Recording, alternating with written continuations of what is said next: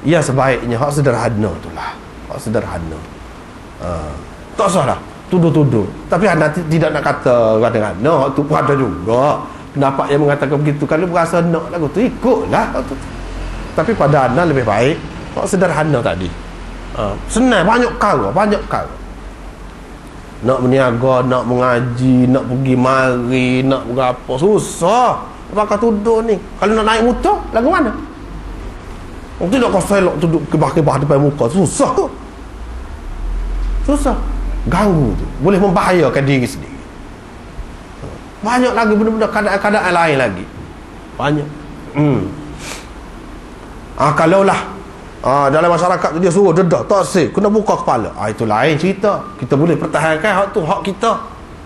Kebebasan beragama. Duduk negeri mana hak tu kita kena pertahan hak tu. Tapi kalau dia nak tengok muka, takkanlah tak tahu nak masuk peresa ni. Mukanya lagu mana? Nah.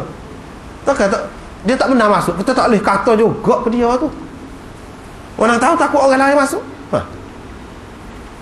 Dengan sebab tu molek lah. Dia terutama tempat-tempat begitu yang sesuai sepatutnya. Susah jadi. Terutama tempat-tempat begitu. Janganlah kita menimbulkan masalah kepada orang.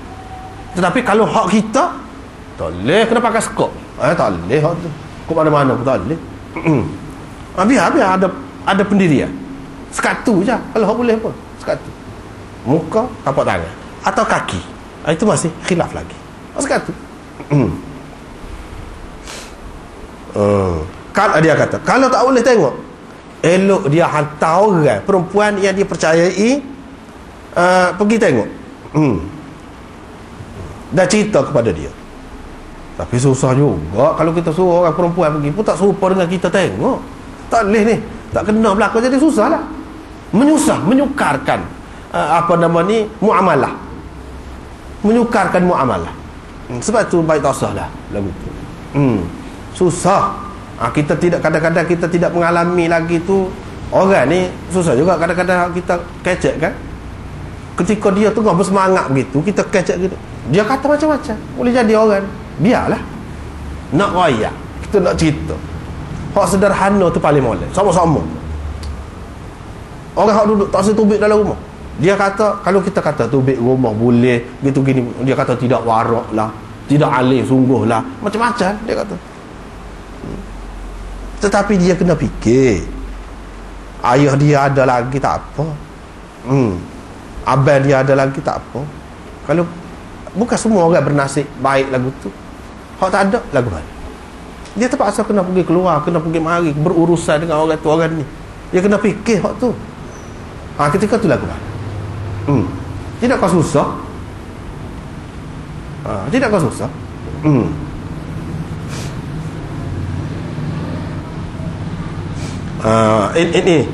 Ni yang disebutkan dalam hadis ni, isyarat besar ni pada anak lah. Isyarat besar ni kepada satu ilmu yang lain. Seseolahnya Nabi SAW nak orang Islam ni menguasai ilmu ni melalui hak ni. Inilah yang diistimbatkan oleh setengah ulama, iaitu apa dia? Ilmu firasat, ilmu qiyafah, dan ilmu tapak tangan. Maknanya kalau tengok muka tu padan dah. Kalau orang reti tengok tapak tangan. Tapi kalau kita tunjuk tapak tangan pun tunjuk ke dia, tak tahu apa. Tunjuk depan gini pun tak tahu. Subuh duduk mana? Subuh duduk mana? Ya, dia kata kalau tapak tangan padan untuk subuh, untuk nak tengok subuh. Subuh tu apa makna subuh? Nak tengok mana tanda subuh? Payah kalah. Maknanya secara tidak langsung ia mendorong kita belajar sepatutnya. Tapi kita pula duduk kata itu mengetahui ilmu gaib. Yalah, inilah masyarakat kita susah. Ketinggalan semua lagu tu. Padahalnya Syekh Subrakhiti syarah kepada kitab Arba'in Imam Nawawi, dia kata hak malaikat tulis itu pendapat dia, nak mana ulama. Hak malaikat tulis tu, suruh tulis tu ketika dalam perut ibu tu, tulis goni, tulis mana dia kata? Tapak tangan dia kata. Tulis dahi. Kalau orang tu tahu ilmu tu memang sungguh dia boleh baca. Dia boleh baca di dahi cukup dah. Sebab tu Nabi sallallahu alaihi wasallam suruh. Ayahsabul insanu allan najma'a 'izama bala qadirina ala an nusawwiya banana. Adakah manusia tu ingat aku tak boleh himpun balik tulang belulang dia yang hancur? Tak. Aku boleh susun balik orang-orang jari dia, ujung jari dia. Boleh susun balik. Maknanya tak serupa. Sebab tu pergi mana dalam dunia orang nak pakai belakang kita je. Dia kata melawan perkara raib. Lepas tu kita sendiri duduk buat. Kita sendiri duduk amal cak jari sana sini. Tak serupa. Pak mati dah tak serupa. Pak akan lahir tak serupa. Tuhan buat. Dia boleh susun ni. Usah kau tulang dulu lah, perkara mudah. Untuk Tuhan kumpulkan. Hak ni Tuhan boleh kumpul. Dalam Quran ada. Bagi kita doa apa yang kata? Baca. Baca tu. Napa kita duduk napa? Kena. Apa makna? Orang ahli ilmu tapak tangan dia kata dia boleh ubah. Boleh berubah nasib kita ni dengan doa. Orang tangan kita ni berubah. Berubah semua. Kita tak tahu. Saya pun buka. Apa makna? Kita tak tahu. Padahal Islam yang kita anut ini begitu maju ke depan. Tangan siup duduk sapu ke muka. Apa makna? Besar makna. Sini pun itu maksudnya. Nak pergi ke situ tu. Kalau orang yang reti. Tapi bila kita tak reti, kita orang Islam pun tak reti. Boleh kau orang kafir, pandai juga. Pandai.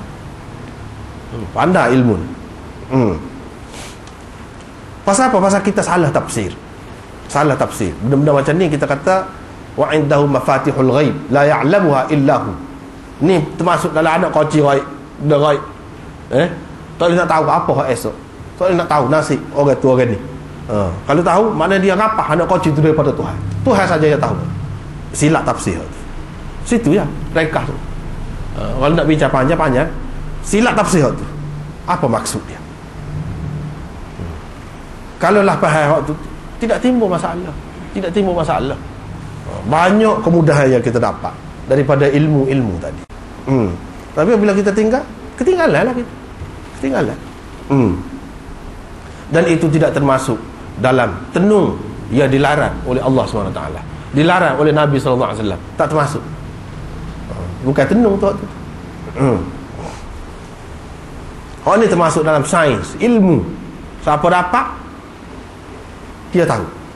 Termasuk dalam ilmu. Bukan termasuk dalam kahanah ataupun tenung. Orang panggil tenung yang dilarang. Tak termasuk. Kalau silap pergi anggap tenung, ketinggalan. Sebagaimana yang kita tengok sekarang umat Islam ketinggalan. Itulah akibatnya silap tafsir. Nampak gayanya kita tak lagi kena sekat tu yang malam ni. Wallahu a'lam.